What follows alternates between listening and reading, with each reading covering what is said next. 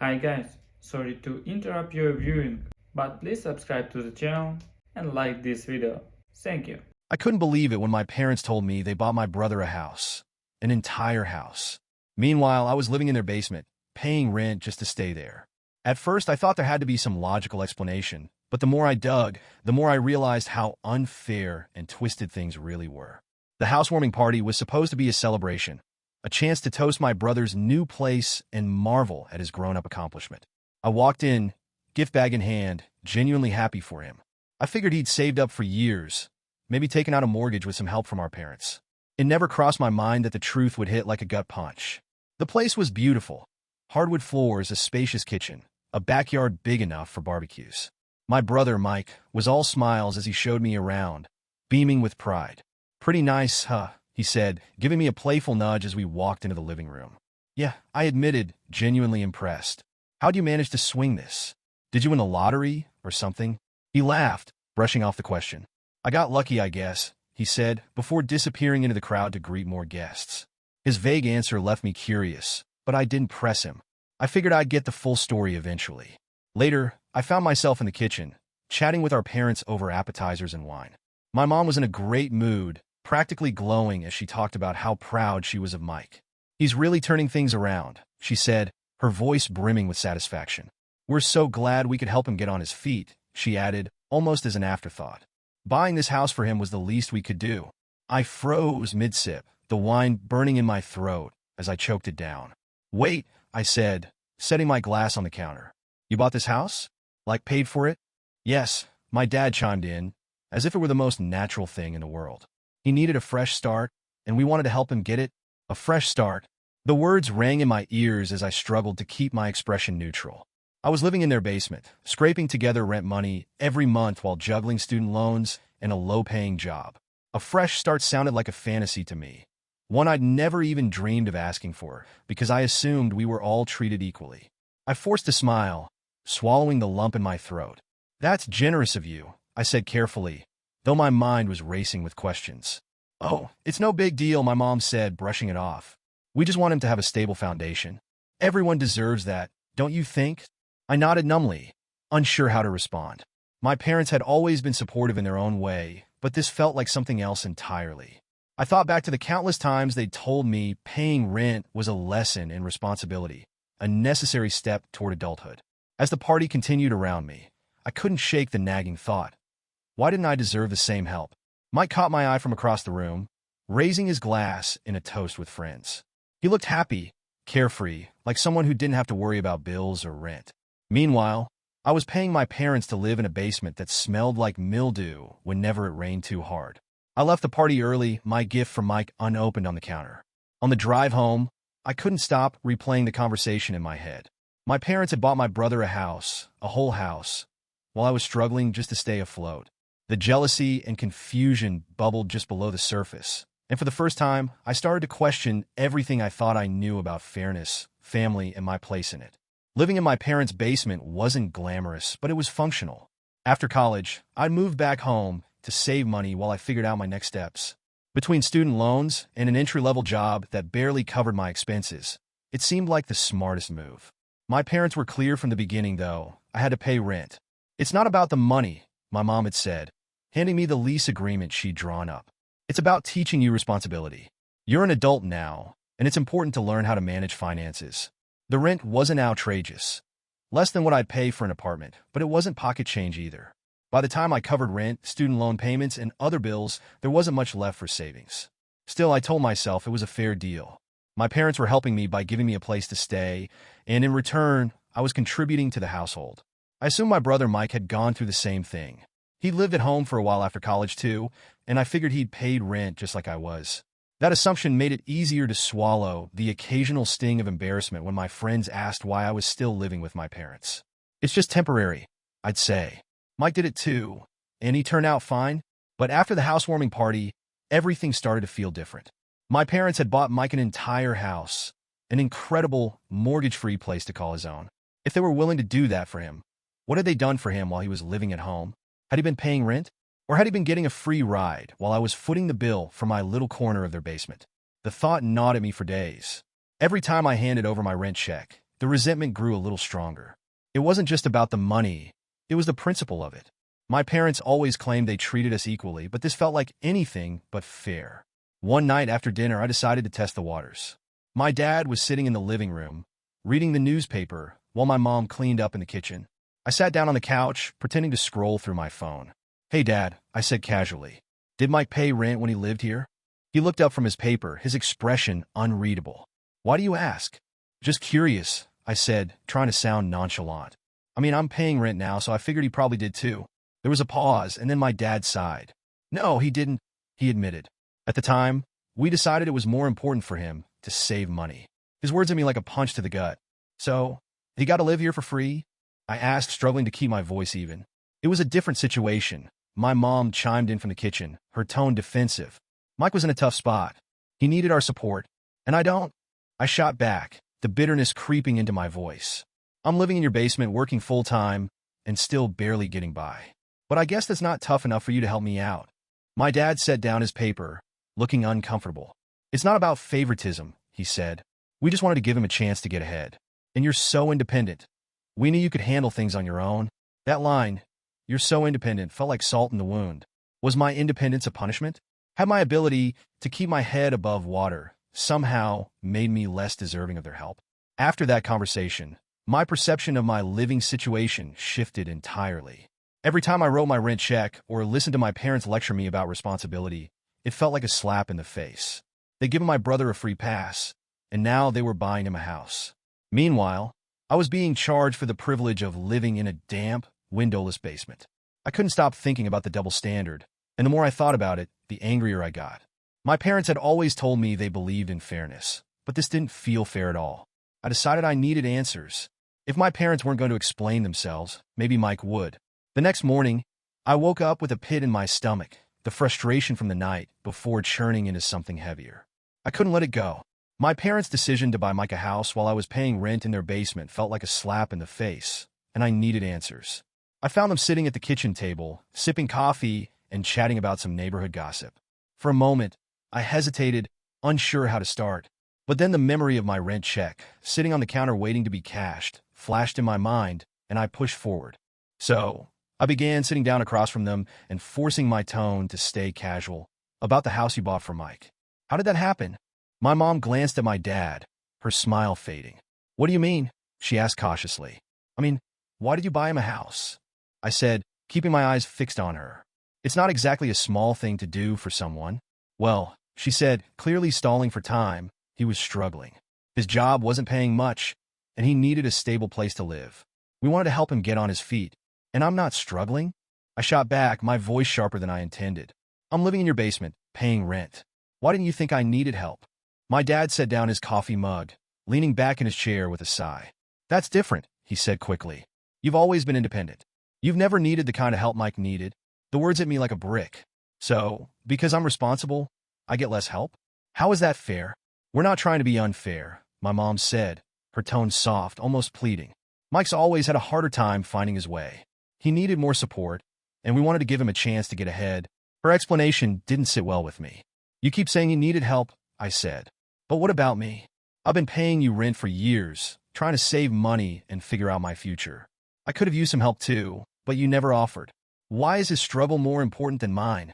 "You're stronger than Mike," my dad said firmly. "We knew you'd figure things out on your own. You always do." Their words stung in a way I hadn't expected. Was being strong and independent a punishment? Had I been penalized for handling my own problems while Mike was rewarded for needing more support? "That's not an excuse," I said, my frustration mounting. "It feels like you've always prioritized him, and I'm just supposed to accept it because I can handle things. That's not fair, and it's not okay."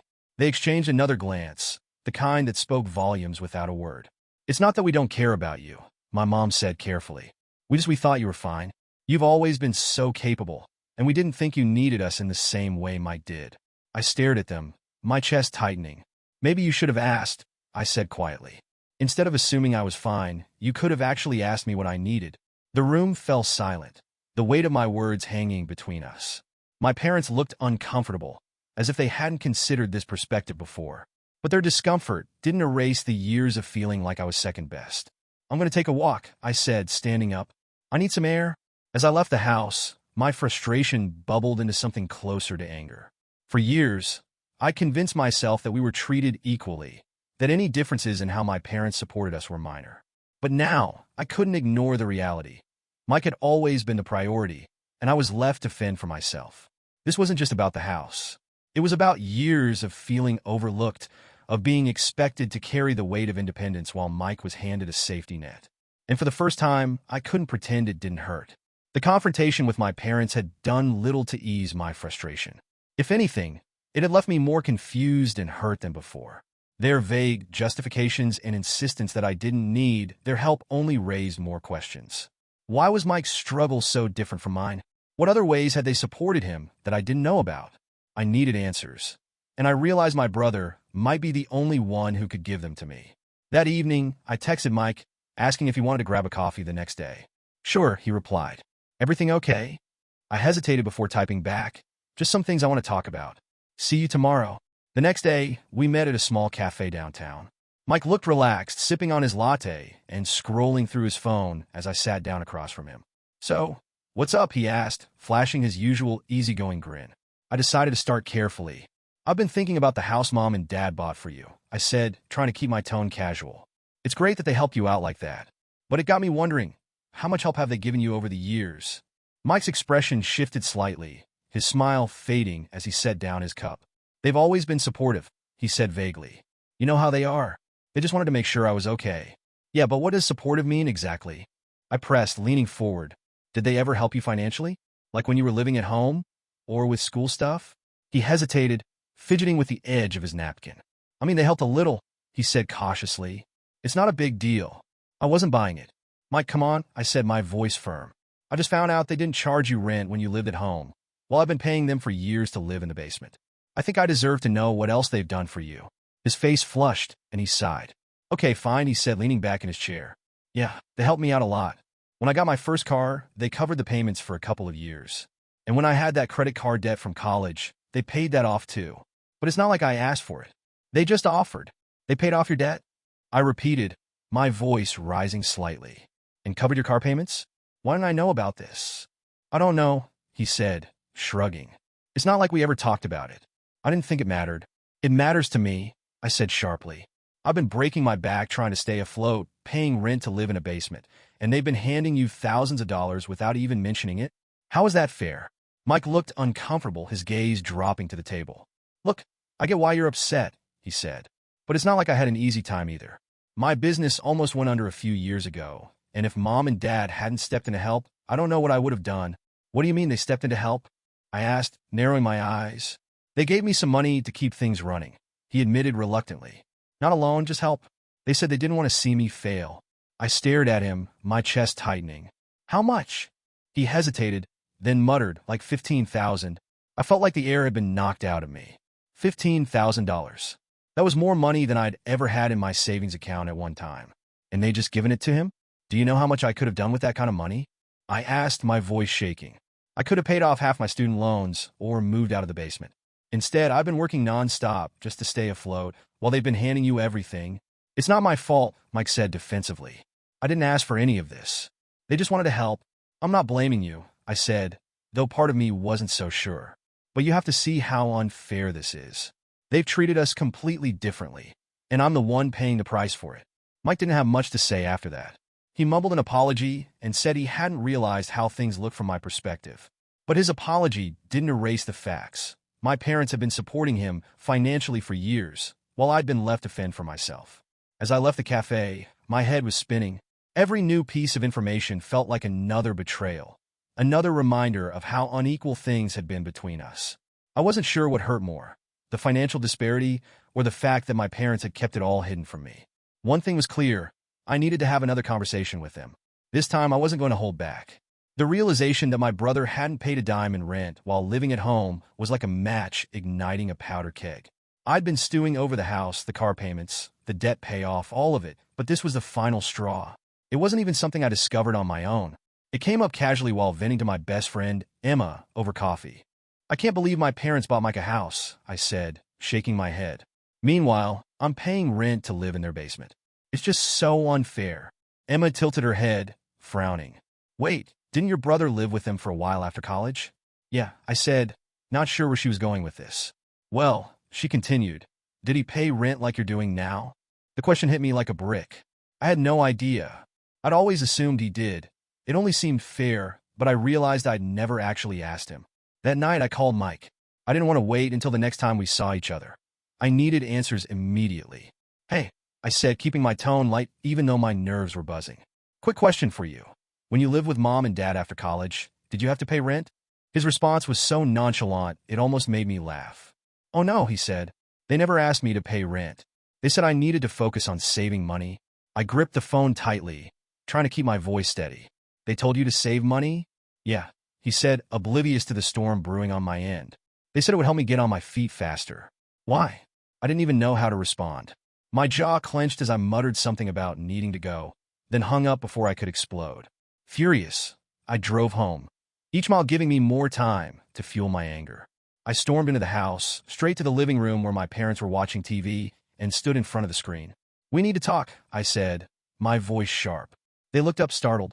My mom muted the TV, her brow furrowing in concern. What's wrong? What's wrong? I repeated, my voice rising. I just found out Mike didn't pay rent when he lived here. Not a single dime. Meanwhile, I'm paying you hundreds of dollars every month to live in the basement.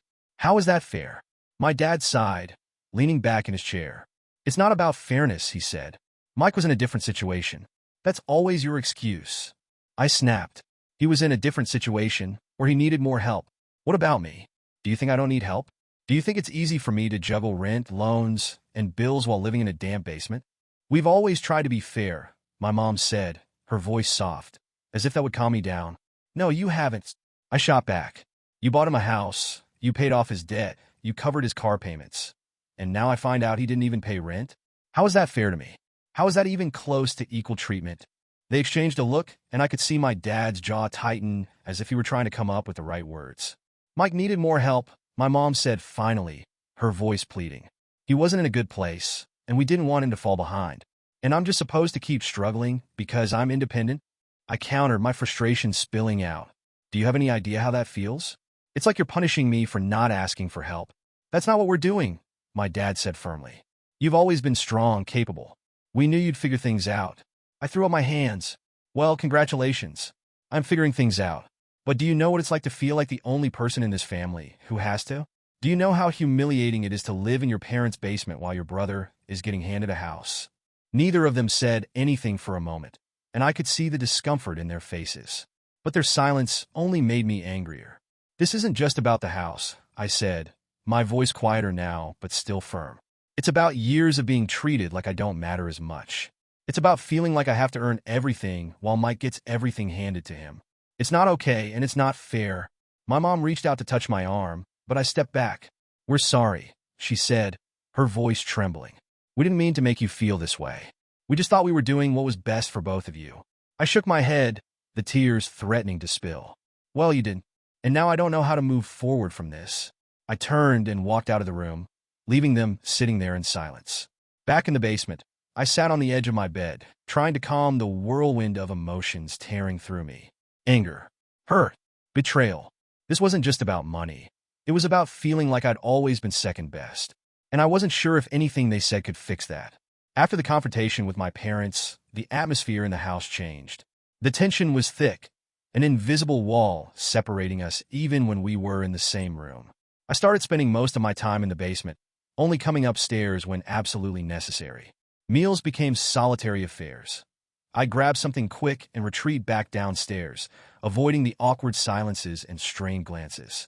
Even the sound of their voices upstairs grated on me. It wasn't just anger fueling my avoidance. It was hurt. I couldn't look at them without feeling like the outsider in my own family, the one who had to work for every inch while my brother was handed a mile. Counting down the days until I could move out became my new focus. I doubled down on saving money, cutting out unnecessary expenses, and taking on extra shifts at work.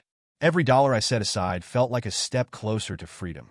Meanwhile, my relationship with Mike wasn't faring any better.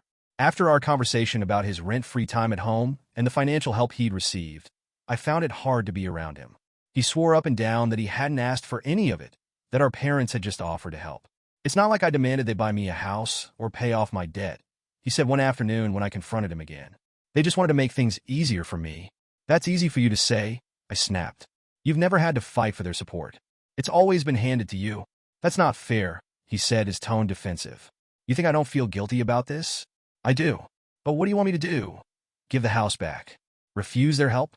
His words stung because deep down I knew he had a point. My anger wasn't entirely his fault. He'd benefited from their favoritism, but he wasn't the one who created it. Still, knowing that didn't make it any easier to swallow the resentment that bubbled up every time I saw him. The final straw came during an argument with my mom one evening. She caught me heading out the door and asked if I could stay for dinner. I reluctantly agreed, sitting at the table with her and my dad while they made small talk about the neighborhood and their plans for the weekend. Out of nowhere, my mom said, we've done so much for you over the years. You should try to be more grateful. I froze, the fork halfway to my mouth. Grateful? I repeated, my voice flat. Yes, she said, clearly oblivious to the weight of her words. You have a roof over your head, food on the table. You shouldn't compare yourself to Mike. It's not a competition. I set my fork down, my appetite vanishing. It's not about competition, I said evenly, though my voice was trembling with anger. It's about fairness. And right now, it feels like I'm the only one playing by the rules. My dad sighed, clearly weary of the conversation. We've been over this, he said. We helped Mike because he needed it. You're doing fine on your own. Why can't you just let it go? Because it's not fine, I shot back, my voice rising. You keep telling me I'm independent and capable, like that excuse is treating me like an afterthought. But it doesn't. It just makes me feel like I'm being punished for not needing you as much. The argument ended with me storming back down to the basement, slamming the door behind me. I sat on my bed, my head in my hands, as the tears I'd been holding back finally spilled over. I hated feeling this way. Angry, resentful, bitter. It wasn't who I wanted to be, but I couldn't ignore the deep sense of unfairness that colored every interaction with my family. The rift between us felt wider than ever, and I didn't know how to bridge it, or if I even wanted to. The idea of moving out and starting fresh, away from the weight of their favoritism, became my lifeline. I didn't know what the future held, but I knew one thing for sure. I couldn't keep living like this. Something had to change. The day I moved out came faster than I expected. 6 months of scrimping, saving, and planning had paid off, and now the moment was here. As I stood in the middle of the basement, surrounded by boxes and bags, I took a deep breath, trying to process the mix of emotions swirling inside me. Bittersweet didn't even begin to cover it. This had been my home for years, even if it hadn't always felt like one. Every corner of the basement was filled with memories, good, bad, and everything in between. And while I couldn't wait to leave, there was a part of me that felt the weight of what I was leaving behind. I packed up my things quietly, not wanting to make a scene. My parents didn't hover or try to talk me out of it. My mom occasionally glanced my way, her expression unreadable, while my dad stayed in his usual stoic silence. It was clear we were all avoiding a confrontation, a final argument that none of us had the energy for. When the last box was loaded into my car, I stood in the driveway for a moment, taking it all in. My mom came out to say goodbye, her voice a mix of awkward cheerfulness and something softer, something almost like regret. Take care of yourself, she said, giving me a quick hug. Let us know if you need anything. Thanks, I replied, trying to keep my tone neutral. My dad stayed inside, peeking out through the window. I could feel his eyes on me as I climbed into the car, but he didn't come out. A small part of me had hoped for some acknowledgement, maybe an apology, or even just a word of encouragement, but it didn't come. As I drove away, the house grew smaller in the rearview mirror, and with it, the weight I'd been carrying for so long. The first night in my new apartment was surreal. The space was tiny, a modest studio with scuffed floors and outdated appliances, but it was mine. No parents upstairs, no reminders of the tension I'd left behind, and no basement rent checks. I unpacked slowly, savoring the freedom of deciding where things would go. Every detail, from the placement of my bed to the arrangement of my dishes, felt like a small declaration of independence. That night, as I sat on the floor eating takeout, I realized I felt something I hadn't felt in years, peace. It wasn't perfect. I still had a long way to go financially, and the pain of my family's favoritism hadn't magically disappeared. But for the first time, I felt like I was living life on my own terms. The distance gave me clarity. In the quiet of my own space, I started to unpack more than just my belongings. I thought about the years I'd spent comparing myself to Mike, the resentment that had built up every time I saw him get something I hadn't. I realized that while I couldn't change how my parents treated my brother, I could change how I responded to it. Their choices didn't have to define me or dictate my worth. I didn't need their approval or their help to build a life I could be proud of. Moving out wasn't just about escaping the basement. It was about reclaiming my sense of self. And sitting there in that little apartment, surrounded by boxes and possibilities, I felt like I was finally on my way to doing just that. In the months after moving out, I realized the key to healing wasn't just physical distance, it was emotional distance too. For years, I tied my sense of self-worth to my parents' approval, measuring my success against the support they gave my brother. That had to stop. The first step was setting clear boundaries. I stopped looking to them for validation and quit expecting them to treat me the same way they treated Mike. It wasn't easy, and there were moments when the old patterns crept back in. But every time I felt the sting of their favoritism, I reminded myself, their choices didn't define me.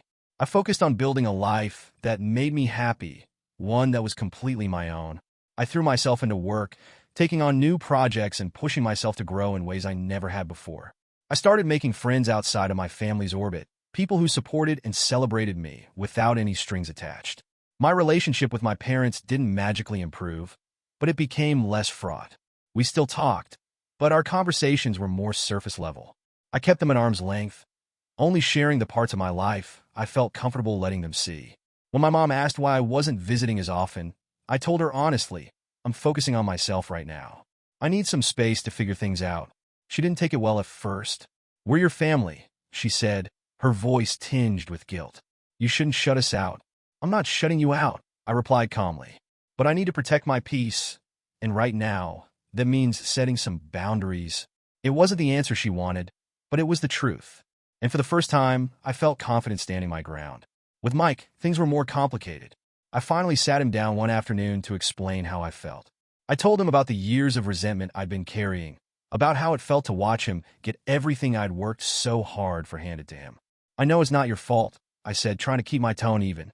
But you have to understand how hard it's been for me to feel like I'm constantly fighting for scraps while you're getting the full meal. He looked genuinely uncomfortable, shifting in his chair as he listened. I'm sorry, he said finally. I never realized it was this bad for you. I didn't ask for any of it, you know? Mom and Dad offered, and I didn't think about how it might look to you. I know, I said, and I meant it, but it still hurt. And I need you to understand that, even if you didn't mean for it to happen. Mike nodded, his expression thoughtful. I get it, he said after a pause. And I'm sorry. I really am. His apology didn't change the past, but it felt good to be heard. For so long, I kept my feelings bottled up, afraid to rock the boat or make things worse. Finally saying them out loud and knowing he listened was a step toward healing. Our relationship didn't go back to what it had been before. Not entirely. There was still an undercurrent of tension, a quiet acknowledgement of the imbalance that had shaped our lives. But we found a way to move forward, slowly but surely. As for my parents, they continued to treat Mike differently, but it no longer held the same power over me. I knew now that their choices weren't a reflection of my worth or my abilities. By setting boundaries, I took back control of my life. I wasn't waiting for their approval or trying to live up to their expectations anymore. Instead, I was building a life that made me happy on my own terms. And for the first time in a long time, I felt free. It's been years since I packed up my things and left my parents' basement. So much has changed since then, but the echoes of those days still linger. My parents' choices, the favoritism, the inequity, still stings sometimes, especially during family gatherings when the old dynamics inevitably surface. But the pain doesn't have the same grip on me that it once did. I've learned to focus on what I can control, and that shift has made all the difference. My life isn't perfect, but it's mine, built on my terms. I've worked hard to create a career I'm proud of, surround myself with people who genuinely support me, and carve out a space where I feel valued and at peace. It wasn't easy to get here. There were moments when the resentment threatened to pull me under, when I questioned whether I'd ever truly let go of the hurt. But with time, distance, and a lot of self-reflection, I've found a way to move forward without letting the past define me. My relationship with my family has improved, though it will never be perfect. My parents and I talk regularly now, but our conversations are lighter, less fraught with tension. I've accepted that they'll never fully understand how their actions affected me, and I no longer expect them to. There have been small changes over the years, subtle gestures that show they're trying in their own way. My mom once sent me a heartfelt letter apologizing for some of the choices they made, admitting that they didn't always think about how things might feel from my perspective. It wasn't a full acknowledgement, but it was enough to let me know she cared. With Mike, the relationship has remained cordial but distant.